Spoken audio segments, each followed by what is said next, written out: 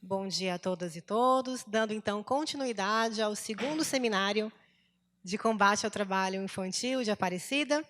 Daremos abertura aqui ao segundo painel, cujo tema é a atuação dos Juizados Especiais da Infância e Adolescência, GEIAS, do TRT da 15ª Região no combate ao trabalho infantil e a efetivação da aprendizagem do trabalho protegido, jovens que inspiram.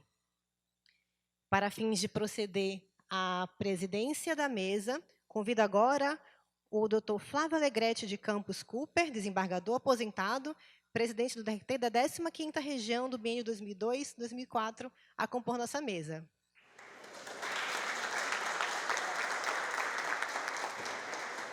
Convido também o professor Dr. Oris de Oliveira, juiz do trabalho aposentado do TRT da 1ª Região, para compor nossa mesa.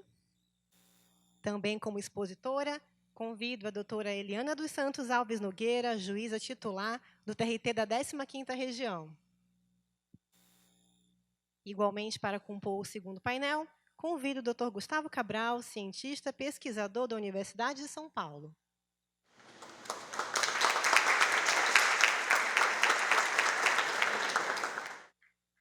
E, por fim, mas não menos importante, convido a senhora Daphne Teixeira, que foi jovem aprendiz e atualmente estudante de psicologia, que nos abrilhantará aqui com um lindo depoimento. Bom dia, excelente painel para todos.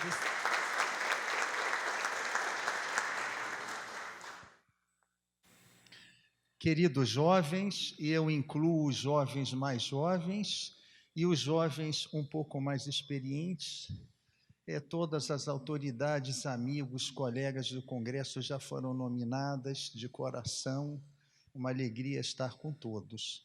Esse é um painel campeão em pioneirismo, um painel muito especial, vocês vão ver, uma felicidade para mim apresentar a mesa, mas antes eu quis compartilhar com vocês essa foto, se vocês quiserem, fiquem à vontade para ver, ela me corta o coração.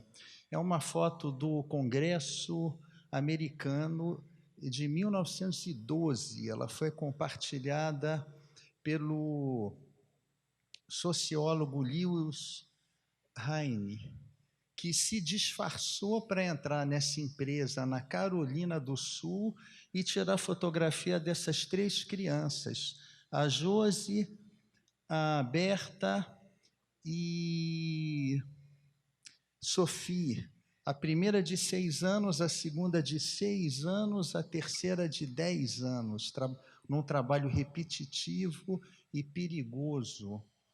Esse sociólogo ele começou a levantar o véu do trabalho infantil que abriu as discussões para a criação das primeiras leis de proteção infantil contra o trabalho nos Estados Unidos. Então, essa fotografia vale mais do que 1000 palavras, ela, não sei vocês, mas corta o meu coração, né? Agora, apresentando a nossa nobre mesa, nós temos conosco, eu não vou ler a profundidade acadêmica de cada um, que é impressionante, mas se vocês anotarem o nome deles pelo programa e tiverem curiosidade, vai ver que eles são estudiosos profundos e professores de primeira escola, especialmente nessa matéria da proteção infantil e adolescência. A doutora Eliana Nogueira, doutora Eliana dos Santos Alves Nogueira, foi a primeira juíza do GEA do Brasil. Então, por isso que eu estava falando, pioneirismo, né? Imagina só a minha felicidade como presidente do tribunal encontrar uma comissão de trabalho infantil com o desembargador João Batista Martins César, José Roberto Oliva Dantas, Eliana dos Santos Alves Nogueira e Tarcísio Vidotti, cabeças iluminadas, pessoas dedicadíssimas. Imagina a minha felicidade. Disso resultou na Justiça do Trabalho os juizados especiais da infância e da adolescência. São 10 juizados especiais. tive a felicidade de estar com a juíza Eliana instalando o GEA lá, né? Lá em Franca, inúmeras oportunidades de ter estado lá em outros GEAs e observar o admirável trabalho dela, não só na questão da erradicação do trabalho infantil, na atividade jurisdicional, mas também de fomento à aprendizagem. Ela trabalha com toda a rede de proteção lá, é muito querida na cidade. Então, é uma honra ter Vossa Excelência aqui. Nós temos um depoimento precioso da Daphne Teixeira, que vem falar sobre a sua vida, a sua experiência na aprendizagem, que isso vai ser muito válido, muito importante para nós. Muito obrigado, Daphne. Nós temos aqui um cientista renomado, Dr. Gustavo Cabral. E aí a gente se pergunta, como é que uma pessoa lá do interior da Bahia, que foi reprovado 3 vezes no último ano do ensino médio, tá, se torna um cientista renomado, ligado à ONU, com 3 pós-graduação em Oxford, em Berna, Suíça, na área de imunologia. Como é que isso acontece? Ele vai contar essa história para a gente hoje. E já foi dito que o professor Oris Oliveira é a maior autoridade nas questões da proteção do trabalho infantil e da adolescência na Justiça do Trabalho, né? O professor Oris Oliveira tem 2 livros recentes em homenagem a ele, né? Quando eu era advogado novo, tive o privilégio de fazer audiência com Sua Excelência no Rio de Janeiro, quando ele era juiz do trabalho lá. Essa pessoa aliana, gentil, professoral, querida por todos, profundo estudioso.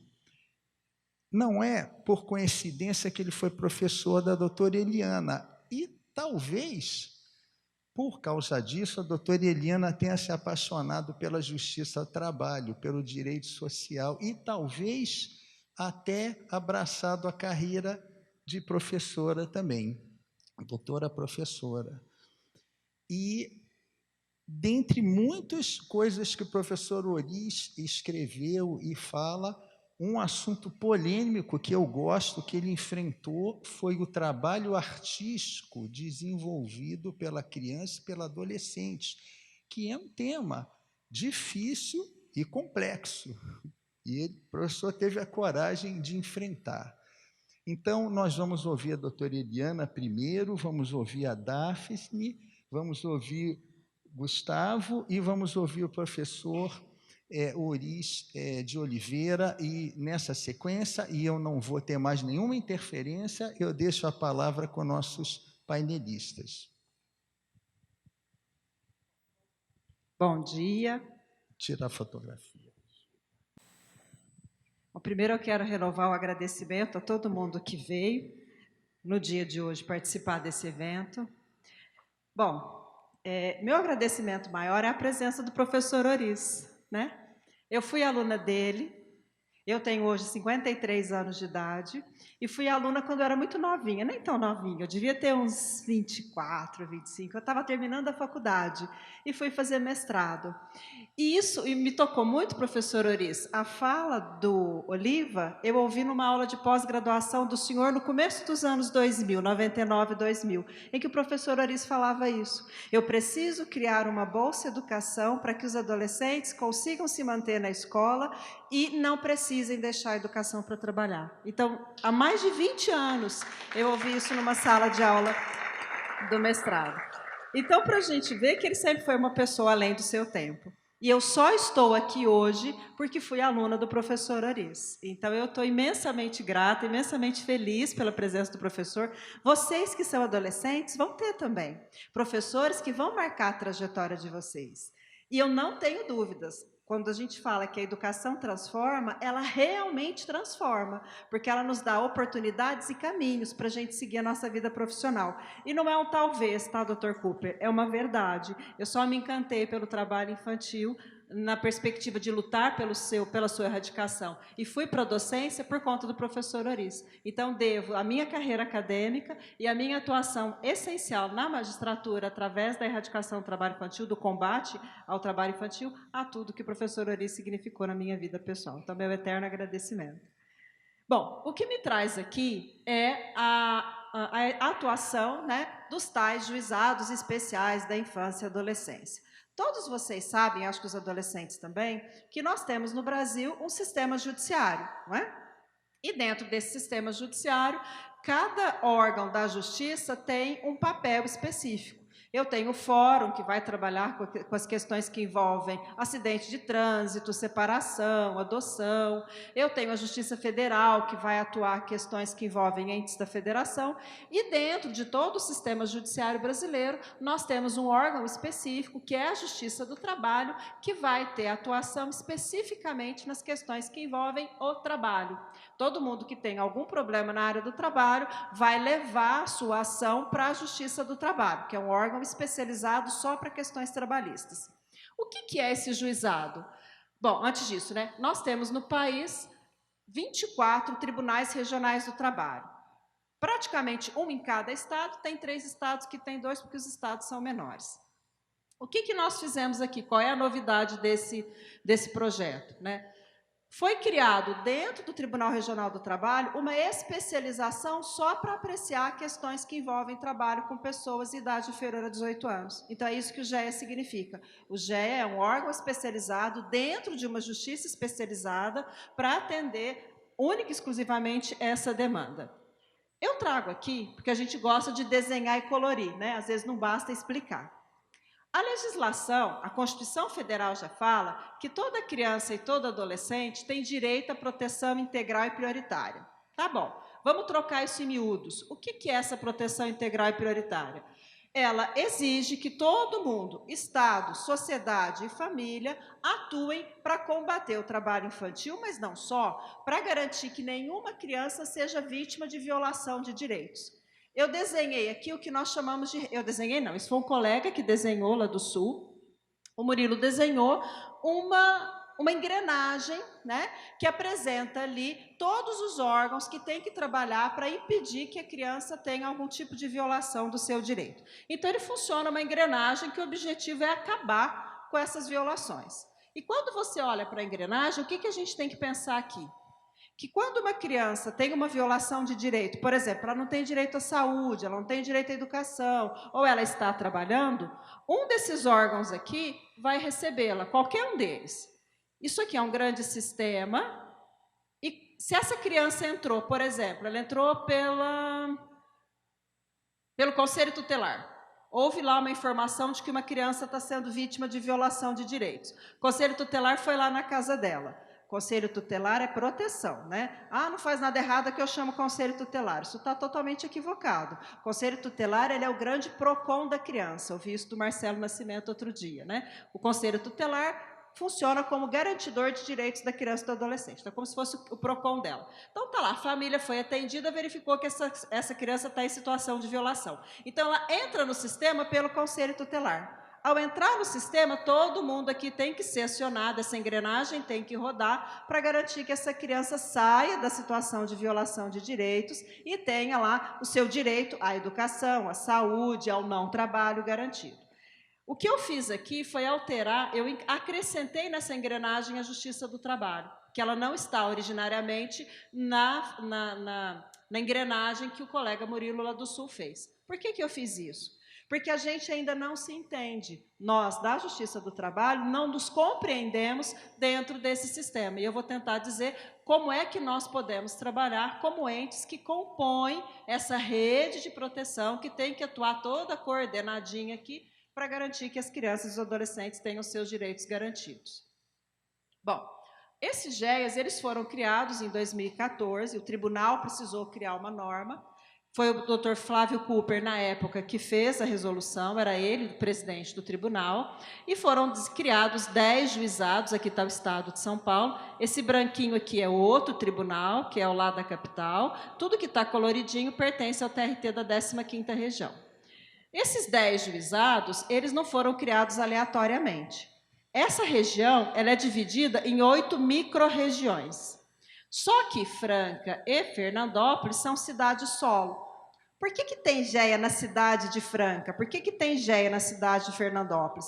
Porque quando a gente foi criar essa especialização, a gente fez um estudo. E na época estávamos lá eu, o Oliva, o Tárcio e o desembargador João Batista. Quais eram as localidades onde a gente mais tinha trabalho infantil? Franca e Fernandópolis eram exponentes. O IBGE, em 2010, através da PNAD, que é a Pesquisa Nacional por Amostra de Domicílios, mostrava que a maior quantidade de adolescentes trabalhando no estado de São Paulo estavam em Franca e Fernandópolis. Então, por isso que a gente criou um em cada sede. Por exemplo, aqui funciona em São José dos Campos, que é a sede de vocês aqui, que atende Aparecida, atende Potinho, atende todos os municípios. Excepcionalmente, Franca e Fernandópolis foram criados em unidades menores por esse motivo. Vocês vão entender daqui a pouco por que também. Aí a gente explica rapidinho para a gente entender o que fazem os GEAs. Nós temos 2 atuações. A primeira é jurisdicional, é fundamental. Os GEAs atuam processando e julgando todas as ações daquelas pessoas que tenham começado a trabalhar antes dos 18 anos. Os GEAs de Franca e Fernandópolis também atuavam, Franca atua mais porque a situação lá é mais complicada. Havia no município uma cultura de pedir para o juiz da infância e juventude, o juiz lá do fórum, para dar autorização para os meninos trabalharem antes da idade mínima, antes dos 16 anos. Então, esses pedidos de autorização judicial para o trabalho, que a gente entende que eles não deveriam existir, que eles já foram, não vou dizer revogados, que eles deixaram de existir com a Constituição Federal de 88, em Franca eles continuavam. E até hoje a gente ainda tem famílias que acham que vão proteger os seus filhos se colocarem eles no ambiente de trabalho. Isso ainda é muito cultural. Eu recebo os pais e muitas vezes eu ouço assim dos pais: meu menino estuda só meio período, o que ele vai ficar fazendo no outro período? Eu não quero ele na rua, principalmente nas comunidades mais pobres. Ele está no bairro periférico, o que ele tem de vizinhança é o traficante, e se ele ficar dando sopa no contraturno escolar, o pai e a mãe estão trabalhando, ele corre o risco dele ser cooptado pelo traficante, ou dele ficar na rua, e na rua a gente sabe que ele não vai fazer nada que presta. Então, o pai acha que botando ele para trabalhar vai proteger. Claro que aí a gente apresenta todos os riscos que o local de trabalho trazem. O Oliva colocou muito bem a quantidade de acidentes, a quantidade de mortes, e eu digo isso muito para os adolescentes, né? Quando o engenheiro vai fabricar uma máquina, um engenheiro de produção, ele vai produzir aquela máquina pensando em quem que vai operar aquela máquina? O adulto ou a criança? O adulto. Vocês conseguem imaginar que a altura da máquina, a profundidade da máquina, está pensando em alguém adulto? Então, o que vai acontecer se eu botar uma criança que não está na altura adequada, não tem o braço do tamanho correto para trabalhar naquela máquina? É acidente na certa, né? Então, a gente já começa a preparar os pais mostrando que trabalho não é local de proteção. Local de proteção, sem dúvida, é a educação. E a gente também tem competência para as ações civis públicas. O que é isso? Ações propostas pelo Ministério Público quando descobre que tem alguma situação de violação maior. Por exemplo, trabalho escravo infantil, trabalho infantil de um modo geral, o trabalho escravo e até empresas que não cumprem a cota de aprendizagem para a contratação dos adolescentes. Então, na verdade, nós temos uma função de prestar jurisdição, de atender a pessoa que vai buscar a justiça do trabalho para essa situação específica. A gente já tem alguns dados, não dá para falar de todos eles, mas mostrando que, a partir da implantação dos GEAs, não sei se houve um aumento, mas já é possível perceber que aquelas localidades onde os GEAs estão atuando têm um número maior de reclamações que envolvem trabalho com idade inferior a 18. Eu já andei em vários estados do Brasil para falar dessa iniciativa. E quando eu pergunto para os colegas, Rosemary, alguém aqui, os juízes do trabalho, alguém aqui já julgou processo de trabalho infantil? E, invariavelmente, não, nunca vi. Eu tenho, vocês vão ver, quase 1.800. Como é que você nunca viu? Em 10 anos, quase 1.800 processos, envolvendo autorização para trabalho e reclamações trabalhistas. Então, assim, como é que nunca viu? É porque não identificou que aquele processo tinha uma situação de trabalho infantil. E outro detalhe, essa porta aberta da Justiça do Trabalho faz com que você tire da invisibilidade a situação de trabalho infantil. Então, os próprios adolescentes hoje procuram a Justiça do Trabalho com seus genitores quando são vítimas de trabalho infantil. Gente, tem uma coisa muito importante aqui.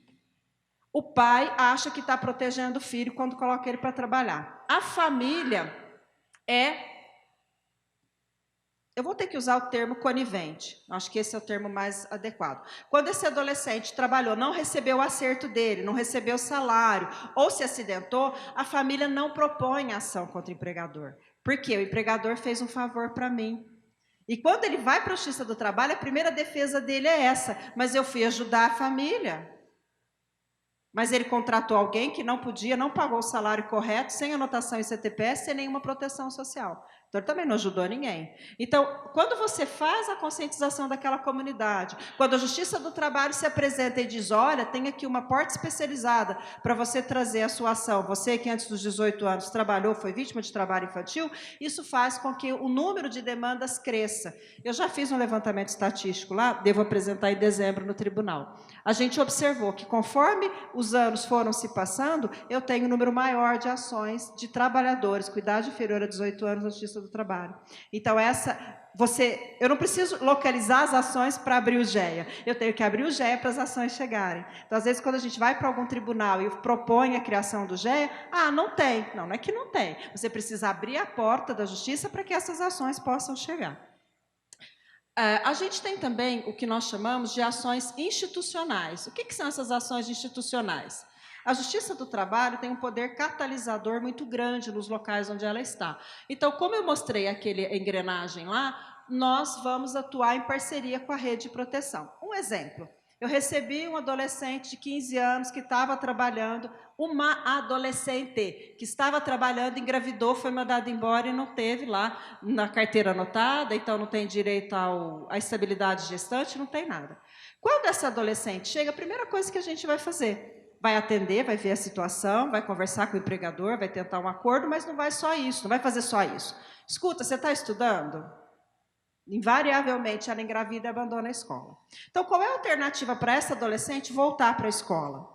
Essa é a primeira coisa que nós vamos fazer. Não vamos só cuidar da parte trabalhista. A gente vai ver lá. Eu tenho casos também. Perdeu 2/3 da mão num acidente. Está tendo atendimento psicológico? Eu já tive caso. O adolescente chegou, perdeu 2/3 da mão, ele tinha 16 anos.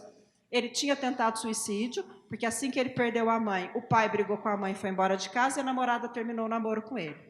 Claro, a primeira coisa que ele fez, entrou em depressão. O que aconteceu com ele? Ele entrou em depressão, tentou suicídio. Quando chegou para a gente se preocupou. Na ação trabalhista, mas também. Não, ele não tinha. Era uma família muito pobre, não tinha condição de pagar psicólogo, não tinha psiquiatra atendendo, e o município não o atendia, porque a família nem conhecia. Como eu chego ao município para pedir o atendimento? O que a gente faz? Um ofício para a Secretaria de Saúde. É uma ação trabalhista, dali saindo do ofício solicitando atendimento rápido e preferencial, porque isso é reflexo daquela violação de direitos que ele recebeu. Ou seja, de ter ido trabalhar precocemente, de ter sofrido um acidente de trabalho. Percebe como é que funciona a ideia do trabalho em rede?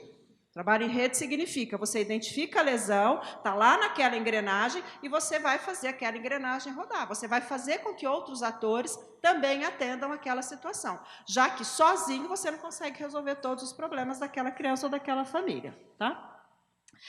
Nós também temos uma atuação muito presente, aqui também tem, né, em São José dos Campos existe, que é fomentar a criação de fóruns municipais de erradicação do trabalho infantil. O que esses fóruns fazem? Eles são o local por excelência de conversa da rede para a criação de políticas públicas e iniciativas que visem garantir os direitos dessas crianças e desses adolescentes. E nós fomentamos, essas 3 ações são fundamentais. Tá? Primeira delas, São José do Rio Preto fez uma ação muito interessante agora, a doutora Cíntia está lá, de mapear, isso já foi feito em Fernandópolis, já foi feito em Franca, já foi feito aqui em São José dos Campos também, acho que quase todos os GEA já fizeram. Quais são as empresas que não estão contratando aprendizes? Nós chamamos para uma audiência pública, e naquela audiência pública elas são incentivadas a cumprir a lei. É bem aquela ideia, vai pelo amor, se não vai pelo amor, vai pela dor, né? Primeiro elas são chamadas, são conscientizadas, recebem um prazo para cumprir a cota, se não cumprir, aí multa do Ministério do Trabalho e Emprego e ação civil pública do Ministério Público do Trabalho para condenar essa empresa porque não está cumprindo a cota. Mas não é só isso. Quem precisa ir para a aprendizagem? A grande maioria do público-alvo, isso já está até na lei, são os adolescentes em situação de vulnerabilidade. Então, a gente também, nessas audiências, promove o encontro daquela empresa que precisa contratar e daquele adolescente em situação de vulnerabilidade que está buscando uma oportunidade no mercado de trabalho e o único modo dele trabalhar é através da aprendizagem. Por enquanto, né, Oliva? Eu penso que a hora que a gente implantar a educação integral em tempo integral, a aprendizagem vai ficar para quem tem mais de 18 a 24, porque esses adolescentes até 18 estarão apenas no âmbito escolar. E, claro, o desenvolvimento de políticas públicas para combate ao trabalho infantil. O prefeito estava aqui até agora há pouco, né? É você convidar a prefeitura, convidar a Secretaria de Ação Social, convidar a Câmara Municipal, quais são as medidas legislativas que precisam ser implantadas naquele município. E aqui eu vou cortar, né? Vou fazer um atalho para vocês entenderem o que isso significa. Tem gente que não gosta que eu falo isso, mas nessas ações institucionais, o que o juiz do trabalho faz? Eu falo que ele dá a carteirada do bem. O que é a carteirada do bem? Quando ele convida os atores sociais para uma reunião para tratar desse tema, ninguém fala não, todo mundo vai, é o juiz que está chamando. Né? E ele usa daquele poder que ele tem enquanto juiz do trabalho, enquanto fomentador das ações, para convidar esses atores para buscarem alternativas para os problemas que aquela comunidade apresenta. Eu estou vendo a Polícia Rodoviária Federal aqui, vou fazer um parênteses. A Polícia Rodoviária Federal tem um trabalho fantástico, que é aquele sistema do mapear, né? Que mapeia quais são os pontos de vulnerabilidade, de exploração sexual infantil nas rodovias federais no Brasil. Então, a Polícia Rodoviária Federal, que está na linha de frente, que conhece as rodovias federais e que visualiza essa situação, tem um sistema nacional que consegue identificar para o município onde existem situações em que crianças e adolescentes estão sendo exploradas sexualmente nas rodovias. Eu fiz uma visita recente ao município de Teófilo Otoni. Chegando lá, eu fui buscar o sistema de vocês para apresentar alguma situação para a rede. 20 pontos mapeados, 20 pontos de risco lá naquela região. Nenhum deles ainda havia recebido, nem conselho tutelar e nem ninguém da assistência social tinha mapeado adolescentes nessa situação. Percebe que se a rede não funciona, você não tem como. Então, a Polícia Federal fez a parte dela, ela mapeou, mas o pessoal do município tem que ir atrás, tem que acompanhar esses pontos, tem que ir lá verificar, tem que identificar as crianças, identificar quem explora, né, para poder proteger. E isso a Justiça do Trabalho pode fazer, mostrar o caminho, né, ajudar a fomentar iniciativas que possam garantir o direito a se manter a salvo. Aqui, antes da gente passar para uma boa prática, eu coloco aqui o que eu entendo que é fundamental. A especialização da Justiça do Trabalho através dos juizados é uma forma de democratizar o acesso à justiça. Essa especialização, e isso é fundamental, a gente tem agora, recentemente, uma resolução do CNJ, que é o Conselho Nacional de Justiça, incentivando os tribunais a criarem canais para tratamento especializado de demandas de grande impacto social. O nosso TRT agora, na gestão do desembargador Samuel, já criou, nós temos um laboratório de inovação, e o primeiro projeto do laboratório está indo nesse sentido. Qual é? Como eu trato adequadamente demandas de grande impacto social? E eu não posso pensar só nas ações coletivas. Eu tenho ações individuais que também têm um grande impacto social. Então, essa especialização permite que nós repensemos atendimento, fluxo, procedimento, porque, assim, a lei processual é uma só, mas como é que o processo vai andar? Ele não vai andar igual.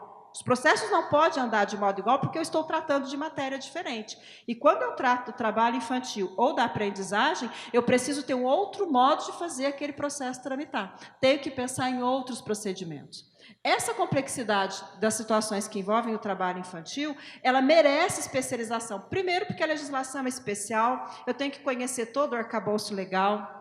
A Justiça do Trabalho pertence ao sistema de garantia de direitos da criança e do adolescente, tem que se reconhecer e atuar como tal. Ações civis públicas precisam ter processamento especializado, até porque delas podem sair políticas públicas.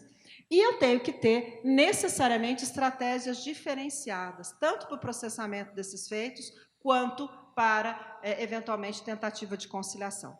Então, hoje a gente já vislumbra a necessidade de, a partir da nossa experiência, criar fluxos e processos específicos. Não preciso mudar a lei, está tudo lá na lei. O próprio Código de Processo Civil fala da poderosa ferramenta da cooperação judicial. E nós não usamos muito pouco. Então, a cooperação judicial, a cooperação interinstitucional é fundamental. Bom, o que eu falei aqui até agora pode estar parecendo muito etéreo. Eu vou dar um exemplo, tá? Então, eu trouxe o caso prático para vocês entenderem tudo que eu falei até agora, como é que a gente pode fazer isso na realidade. Aqui eu trago um exemplo de uma ação que surgiu lá em Franca. Bom, claro, eu vou trazer o exemplo de Franca porque a gente trabalhou, conheço ele a fundo, mas existem exemplos de inúmeros outros colegas que atuam também no GEAS, cada um olhando a sua realidade local.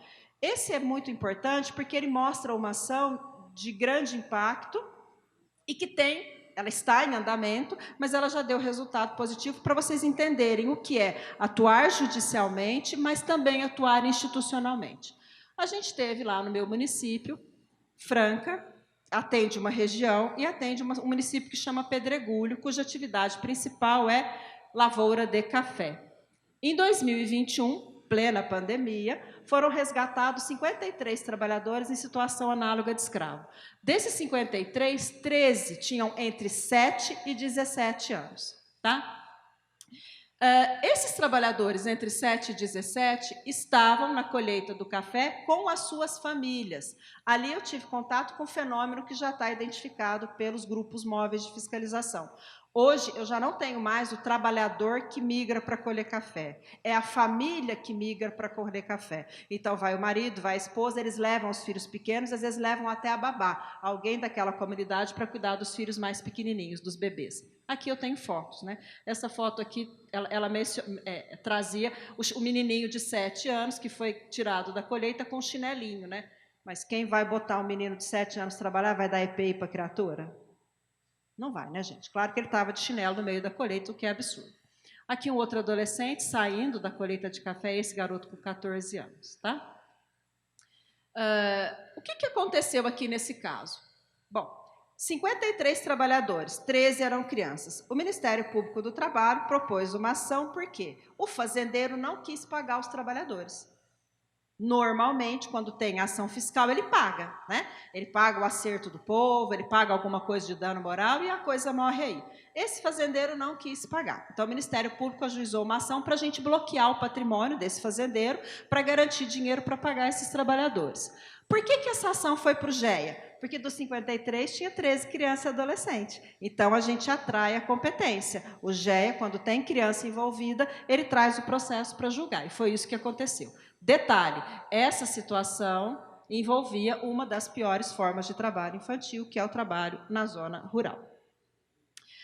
Aqui o objeto era bloqueio de bens. O que o juizado fez aqui nesse caso? Primeiro, ele observou, primeiro atendeu o processo, mandou bloquear o patrimônio, isso que o juiz tem que fazer. Recebeu, viu que tinha indício de lesão, bloqueou o patrimônio devedor. Judicialmente, a gente podia só ter feito isso. É isso que a justiça faz. Mas aí, o que a gente fez? A gente verificou que, peraí, mas de onde vieram essas crianças? De onde vieram essas famílias? Vieram do interior da Bahia, de um município chamado Aracatu. E aí a gente começou a pensar, peraí, nós precisamos garantir que essas famílias voltem e que lá no município alguma ação seja feita para que elas não voltem mais para a situação de trabalho escravo. Que elas tenham oportunidade de gerar renda, tenham, não vou nem dizer emprego, porque no local em que a cidade existia, emprego a gente não conseguiria. Mas como é que essa comunidade pode gerar renda para que as famílias não precisem se deslocar e as crianças não precisem trabalhar? A gente foi estudar a cidade e viu que a cidade tinha 13 mil habitantes e era o segundo município no Brasil em quantidade de pessoas resgatadas em situação análoga de escravidão. Então, a situação era endêmica, era uma situação gravíssima daquela localidade. A audiência aqui, primeiro, qual foi a alternativa? Aí vem a estratégia, vem o fluxo, criar algo diferente. Nós marcamos uma audiência e convidamos, quem que estava no processo? As pessoas, o Ministério Público do Trabalho, representando os trabalhadores, e os fazendeiros, só. Mas aí a gente decidiu chamar para tentar resolver esse processo a prefeita municipal do município, tá? Chamamos os colegas juízes lá da Bahia que atuavam naquela região, porque a ideia era tentar um acordo, uma conciliação, para que o fazendeiro pagasse os trabalhadores, mas também uma indenização por dano moral para a coletividade por ter usado dessa mão de obra infantil.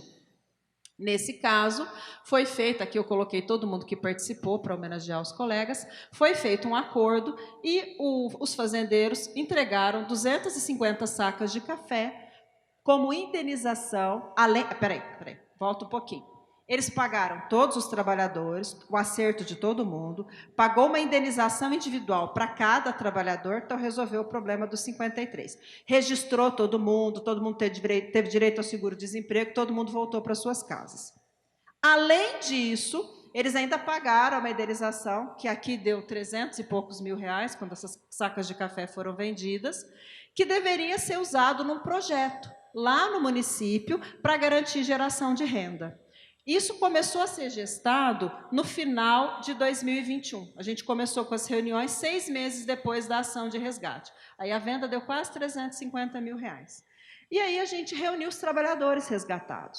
O que vocês desejam? O que vocês acham que seria interessante para que vocês pudessem não precisar mais migrar daí para trabalhar em outros estados da federação sujeitos ao trabalho escravo? E eles escolheram a criação de um centro de formação profissional que pudesse ter cursos nos quais eles pudessem gerar renda. Eu tinha uma experiência muito exitosa em Franca, há quase 8 anos, com o Senac de Franca. Não vou falar dessa experiência aqui, senão vou tomar muito tempo. Mas a minha experiência lá fez com que eu procurasse o Senac da Bahia. Vamos fazer uma parceria para que vocês possam dar os cursos? Só para vocês terem noção. O Senac está dentro do sistema de aprendizagem. Vocês aqui são alunos de qual ente? Do CIE. O CIE é uma entidade privada, mas nós temos algumas que fazem parte do Sistema Nacional de Aprendizagem. Senac, Senai, todas elas são. Eles têm a obrigação de dar vagas em gratuidade, tá? 66,67% das vagas do Sistema S têm que ser gratuitas. Então, foi por aí que a gente chamou a parceria, que eles pudessem abrir cursos gratuitamente lá no centro de formação. Esse centro de formação foi escolhido, um local, a prefeitura tinha uma escola abandonada. Conseguem imaginar o município nessas condições com uma escola abandonada? Tinha. Né? Então, essa escola abandonada foi destinada para abrigar esse projeto, aqui a foto inicial da escola. Aqui a gente começou a reforma, foi feito um projeto, aqui já estava quase pronto, essa é a juíza de lá, a juíza Cristiane, essa era a corregedora na época, que foi visitar o projeto quase pronto.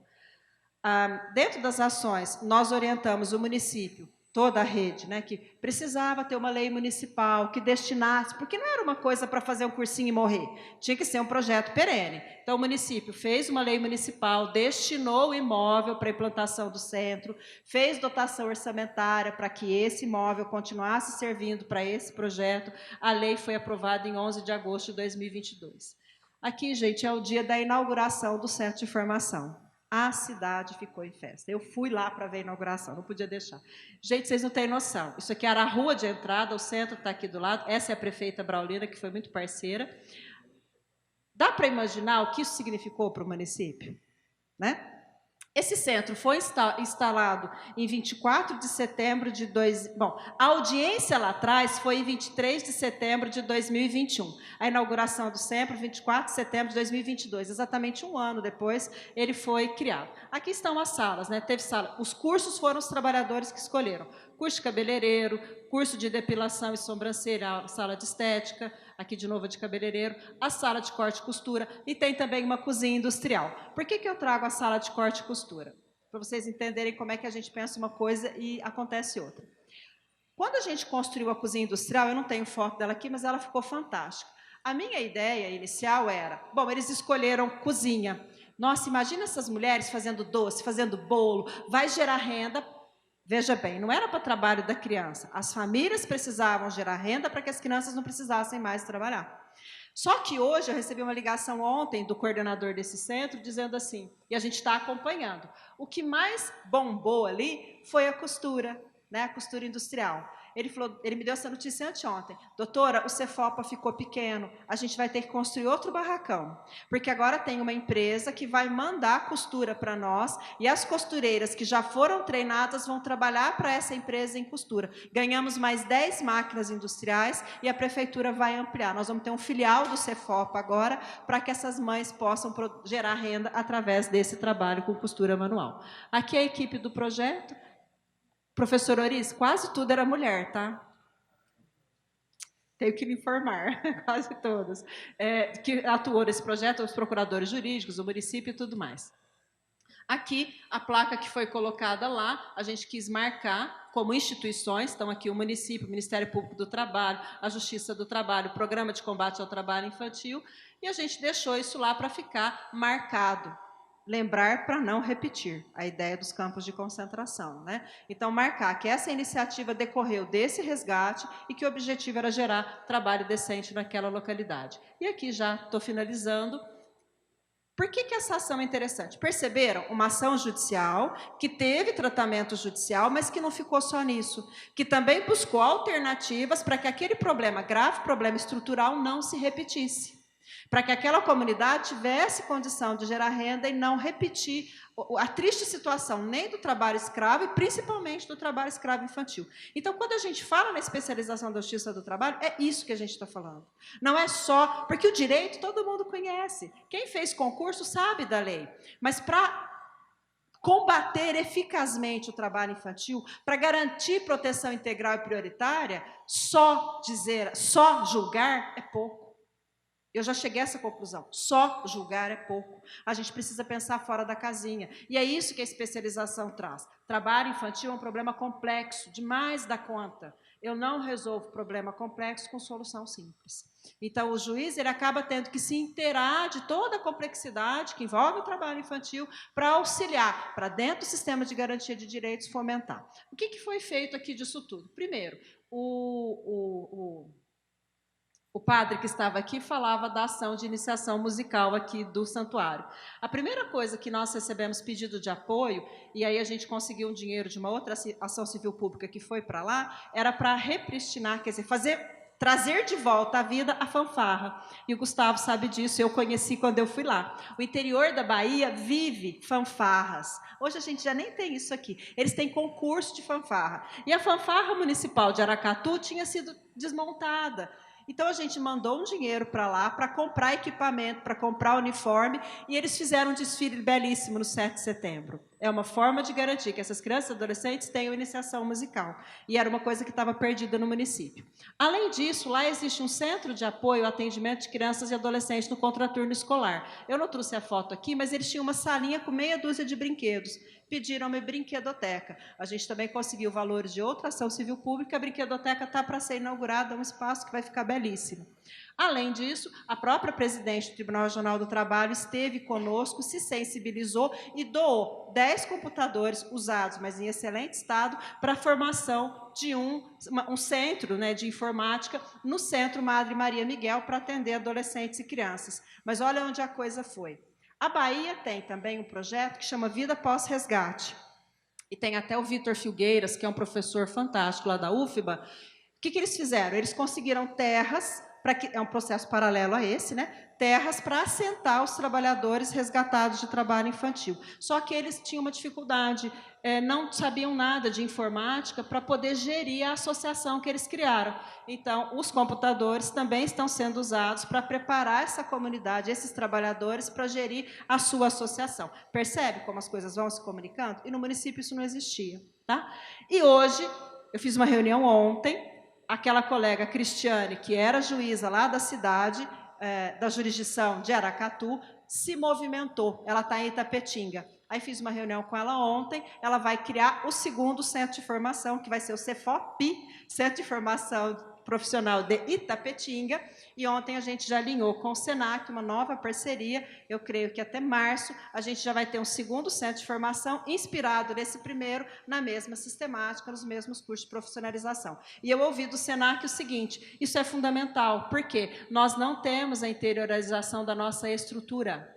e não temos locais adequados para dar os cursos. Então, se vocês conseguirem, através dos municípios, criar espaços, a gente consegue ter braços para atender o interior da Bahia, mais de 400 municípios, e a maioria, repito, pobres, sem alternativas. Não adianta eu querer levar a indústria para gerar emprego lá. O que eu preciso fazer, penso eu, é gerar alternativas para que essa população possa gerar renda e, com isso, não precisar se locomover nem si, nem as famílias, para buscar renda aqui nessas péssimas condições que nós temos, tanto aqui quanto no Sul. Quem viu a história das vinícolas recentemente sabe que a maioria dos trabalhadores também vieram da Bahia. Então, é preciso romper esse ciclo. Tá? Então, era isso que eu ia trazer para vocês. Agradeço imensamente a atenção de todo mundo e espero, né, Rosemary, quem sabe outros tribunais se inspiram para a gente criar iniciativas semelhantes. Muito obrigada.